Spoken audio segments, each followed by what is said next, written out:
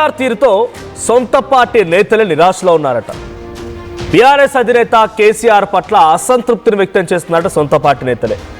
సమయం వచ్చింది, పబ్లిక్ వింటున్నారు, అసెంబ్లీ చూస్తున్నారు, అసెంబ్లీకి వెళ్ళి మాట్లాడవయ్యా అంటే అసెంబ్లీకి రావడం నిరాకరించడాన్ని సొంత పార్టీ నేతలు తప్పుపడుతూ ఉన్నారు.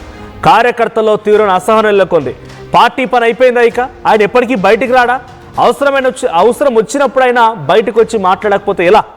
ప్రభుత్వాన్ని చీల్చి చెండాడుతా, తోలు తీస్తా, ప్రభుత్వంపై గలం విప్పుతా, ప్రజా ఉద్యమాలు చేపడతా, ప్రభుత్వం పైన జంగు సైరను మోగిస్తానని చెప్పిన కేసీఆర్ పట్టుమని 10 నిమిషాలు కూడా అసెంబ్లీ లేరు. ఆయన కరెక్ట్గా మనం టెక్నికల్గా మాట్లాడాలంటే 2 నిమిషాల 36 సెకండ్లు మాత్రమే అసెంబ్లీలో కనిపించారు.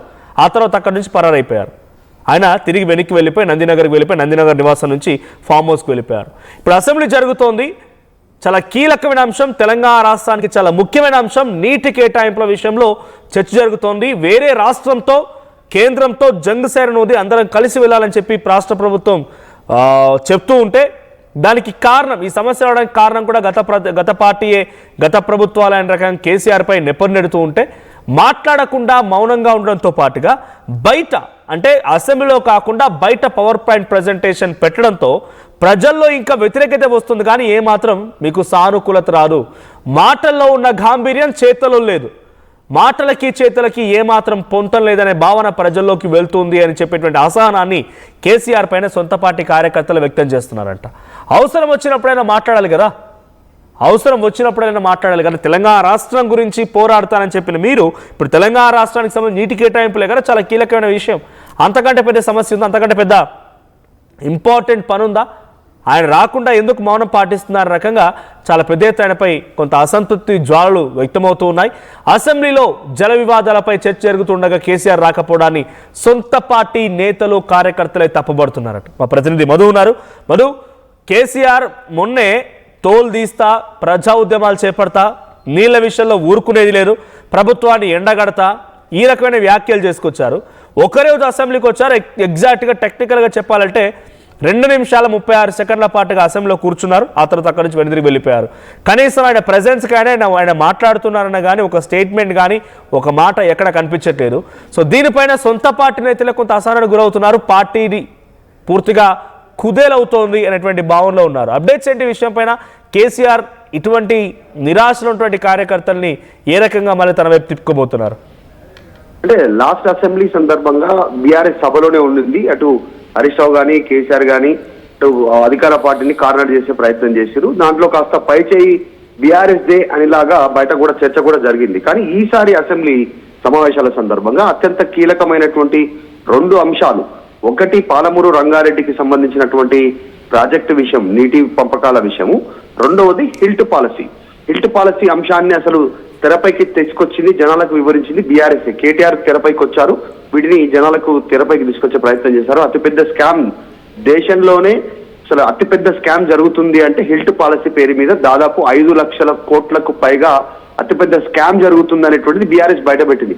ఈ 2 అంశాలు సభలో మాట్లాడాల్సినటువంటి అవకాశం ఉండగా సభకు రాకపోవడం అనేటువంటిది కాస్త చర్చనీయాంశం అవుతుంది పెద్ద ఎత్తున. ముఖ్యంగా అధికార పార్టీ పెద్ద టార్గెట్ చేస్తా ఉంది బీఆర్ఎస్ ని. ఛాలెంజ్ చేశారు, తోలు తీస్తామన్నారు, ఇక్కడ నుంచి ఊరుకునేది లేదన్నారు. చివరికి చూస్తే సభకు గైర్హాజరైనటువంటిది కేవలం వీళ్ళే కాదు, ముఖ్యమంత్రి అదే స్టేట్మెంట్ చేశారు. ఎంఐఎం పార్టీకి సంబంధించి అక్బరుద్దీన్ ఓవైసీ అదే స్టేట్మెంట్ చేశారు. చూస్తే వీళ్ళే ఈ రోజు కనపడకుండా పోయినటువంటి పరిస్థితి అనేటువంటి విమర్శలు ఎదుర్కొంటున్నారు. సో సొంత పార్టీ నేతలు ఇంతవరకు అయితే ఎవరు మాట్లాడలేదు, ఇంకా అంత ఓపెన్ గా మాట్లాడలేదు. వాళ్ళు చెప్తా ఉంది ఏంటంటే బీఆర్ఎస్ పార్టీ నాయకులు అగౌరవపరుస్తా ఉన్నారు, అసభ్య పదజాలాన్ని ఉపయోగిస్తా ఉన్నారు, మైక్ ఇవ్వట్లేదు మాకు, అందుకే మేము బైకాట్ చేశామనేటువంటిది బీఆర్ఎస్ చెప్పుకుంటూ వస్తా ఉంది ఇప్పటి వరకు అయితే. ప్రస్తుతానికి మాత్రం బయట నుంచి విమర్శలు ఎక్కువ అవుతా ఉన్నాయి. అటు అది కాంగ్రెస్, బీజేపీ, ఎంఐఎం, ఇతర పక్షాల నుంచి అత్యంత 2 కీలక అంశాల పైన సమయం అసెంబ్లీలో తీసుకోకపోవడం పైన కాస్త ప్రతిపక్షంలో ఉన్న ఇతర పార్టీలు బీజేపీ, ఎంఐఎంలు సైతం కేసీఆర్ ని గత ప్రభుత్వాన్ని బూచిగా చూపిస్తున్నాయన్నప్పుడు ఆయన ఒక బాధ్యత గల ప్రతిపక్ష నాయకుడిగా గతంలో ముఖ్యమంత్రిగా మాట్లాడాల్సిన అవసరం అయితే ఉంది అనేది కార్యకర్తలు వినిపిస్తున్నమాట.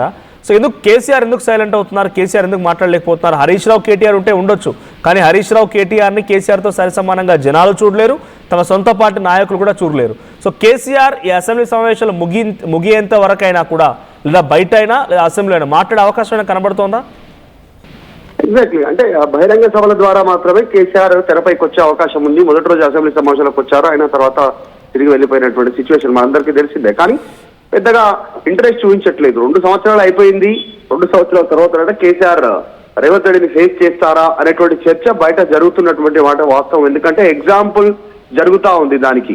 సేమ్ పక్క రాష్ట్రంలో ఆంధ్రప్రదేశ్ లో వైఎస్ రాజశేఖర్ రెడ్డి, చంద్రబాబు నాయుడు గతంలో ఇద్దరు ప్రత్యర్థులు, రాజకీయ ప్రత్యర్థులు, ఇద్దరు ఉద్దండులు ఒకరికొకరు విమర్శలు చేసుకున్నారు. తర్వాత రాజశేఖర రెడ్డి చనిపోయిన తర్వాత ఆయన కొడుకు జగన్మోహన్ రెడ్డి, అంటే చంద్రబాబు కంటే చాలా జూనియర్ అయినప్పటికీ కూడా ఆయనను చంద్రబాబు నాయుడు ఫేస్ చేసిండు. జగన్మోహన్ రెడ్డితో తలపడ్డాడు, విమర్శలు తీసుకున్నారు, ఆయన విమర్శిస్తే తీసుకున్నారు, ప్రతి విమర్శలు చేశారు. మళ్ళీ జగన్ ఓడించి డైరెక్ట్ గా ప్రత్యక్షంగా మళ్ళీ రాజకీయాల్లో మళ్ళీ ఆయన పార్టిసిపేట్ యాక్టివ్ గానే ఉంటూ ముఖ్యమంత్రి అయ్యారు. సో ఇక్కడ చంద్రబాబు సేమ్ అదే విధంగా చంద్రబాబును ఎందుకు తీసుకోలేకపోతున్నారు ఆదర్శంగా కేసీఆర్ అనేటువంటి చర్చ గత కొంతకాలంగా జరుగుతూ ఉంది. రేవంత్ రెడ్డి జూనియర్ కావచ్చు, నీ కిందనే పని చేస్తుండొచ్చు, కానీ ఈ రోజు మళ్ళీ నువ్వు ఫేస్ చేయాల్సినటువంటి అవసరం ఉంది. 2 సంవత్సరాలు అయిపోయింది కదా అనేటువంటి చర్చ అంతర్గతంగా జరుగుతున్నమాట వాస్తవం. కానీ బయటకు చెప్పడానికి కోరు ఇష్టపడట్లేదు జరుగుతున్నటువంటి పరిణామాలను. సో కేసీఆర్ ఎప్పుడు ఫేస్ చేస్తారు రేవంత్ రెడ్డిని? ఈ రోజు కాకపోయినా రేపైనా రావాలి. ఇంకా 3 సంవత్సరాలు ఉంది. 3 సంవత్సరాలు అసెంబ్లీకి రాకపోతే అదొక బ్యాడ్ రిమార్క్ గానే ఉండిపోయేటువంటి అవకాశం ఉందనేటువంటి చర్చ ఉంది. దీన్ని కాంగ్రెస్ అడ్వాంటేజ్ గా తీసుకుంటుంది. కేసీఆర్ రాకపోతే అసెంబ్లీకి అది రాజకీయంగా ఆటోమేటిక్ గా హరీష్ రావుకు లబ్ధి చేకూరుతా ఉంది. అది బీఆర్ఎస్ గమనించలేకపోతా ఉంది అనేటువంటి విమర్శలు కూడా డైరెక్ట్ గా ముఖ్యమంత్రి రేవంత్ రెడ్డి చేస్తా ఉన్నారు. సో వీటన్నిటి నేపథ్యంలో కేసీఆర్ మరి ఇక అసెంబ్లీకి ఈ రోజు చివరి రోజు అంటున్నారు, లేదంటే ఎన్ని రోజులు ఇంకా పొడిగింపు ఉందో తెలియదు. కానీ ఈ సెషన్ కి ఎట్లాగో బైకాట్ చేశారో రావట్లేదు. ఎవరు కేవలం బహిరంగ సభల ద్వారానే పోతే విమర్శలు కంటిన్యూ అయ్యే అవకాశం ఉంది. రేపు ఫ్యూచర్ లో ఎప్పుడు అసెంబ్లీ స్టార్ట్ అయినా కేసీఆర్ ఖచ్చితంగా అసెంబ్లీకి రావాల్సినటువంటి అవసరం ఉంది. డైరెక్ట్ గా సమాధానం చెప్పాల్సినటువంటి అవసరం ఉంది. ఈ రోజు జాగృతి ప్రెసిడెంట్ కేసీఆర్ సొంత కూతురు కవితే స్టేట్మెంట్ చేస్తా ఉన్నారు. కేసీఆర్ అసెంబ్లీకి రాకపోతే బీఆర్ఎస్ పని ఖతం అంటూ స్టేట్మెంట్ చేస్తా ఉన్నారు. ఇక ముందు సమావేశాల తర్వాత రేపు ఫిబ్రవరిలో బడ్జెట్ సమావేశాలు ప్రారంభం కానున్నాయి. అప్పుడైనా కనీసం వచ్చేటువంటి అవకాశం ఉందా కేసీఆర్ అనేటువంటి చర్చ అయితే సాగుతా ఉంది. కేసీఆర్ రాకపోవడం దానిపైన విమర్శలు ఎక్కువ అవుతున్నటువంటి సిచ్యువేషన్ అయితే కనిపిస్తా ఉంది. అంటే అసెంబ్లీలో మాట్లాడడం కంటే కూడా పబ్లిక్ లో సభల సమావేశాలు పెట్టి మాట్లాడితేనే ఎక్కువగా మైలేజ్ వస్తుంది, కేసీఆర్ లైవ్లీగా ఉంటారనే భావనలో కేసీఆర్ ఉన్నారా? అంటే జనరల్ గా పార్టీ అదే లైన్ లో ఉంది. గ్రౌండ్ లో చీల్చి చెండాడతాం అనేటువంటి స్టేట్మెంట్ గతంలో చేశారు, మొన్న తోలు తీస్తాం అనేటువంటి స్టేట్మెంట్ చేశారు. దానికి విమర్శలు ప్రతి విమర్శలు వస్తున్నప్పటికీ కూడా గ్రౌండ్ లో జనాల దగ్గరికి వెళ్ళాలి, గ్రామ మండల నియోజకవర్గ జిల్లా స్థాయి వరకు, తర్వాత బహిరంగ సభల ద్వారా వివరించాలి. దానికి సంబంధించి స్లైడ్ షోలు సోషల్ మీడియాలో కానీ, పాంప్లెట్ రూపంలో కానీ, పాటల రూపంలో జనాల దగ్గరికి వెళ్ళాలి. మేజర్ ఎజెండానే పాలమూరు రంగారెడ్డి సంబంధించినటువంటి అంశాన్ని జనాలకు వివరించగలగాలి అనేటువంటిది బీఆర్ఎస్ ప్లాన్ చేస్తా ఉంది. ఖచ్చితంగా అదే ఉద్దేశంతో ఉన్నారు బీఆర్ఎస్. జనాల దగ్గరికే వెళ్దాం అనేటువంటి స్టేట్మెంట్ చేస్తా ఉన్నారు.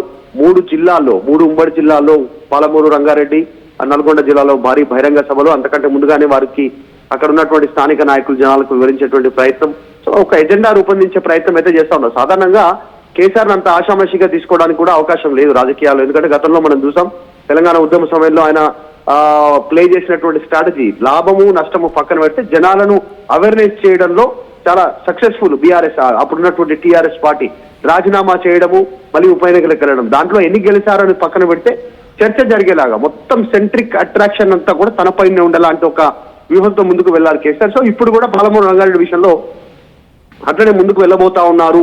ఈ లాభం నష్టం పక్కన పెడితే జనాల్లో చర్చ జరిగేలాగా అనేటువంటి ఒక అంశాన్ని పార్టీ చెప్పే ప్రయత్నం చేస్తాం. సో ఖచ్చితంగా జనాల్లోనే ఉండేలాగా, జనాలకు వివరించేలాగా, అసెంబ్లీ కంటే ఎక్కువగా జనాల్లో ఉండేలాగా ఒక ప్లాన్ చేస్తున్నట్టుగా అయితే కనిపిస్తా ఉంది. పెద్ద ఎత్తున కార్యాచరణ సిద్ధం చేయబోతా ఉంది బీఆర్ఎస్ దీనిపైన. Right, thank you Madhu.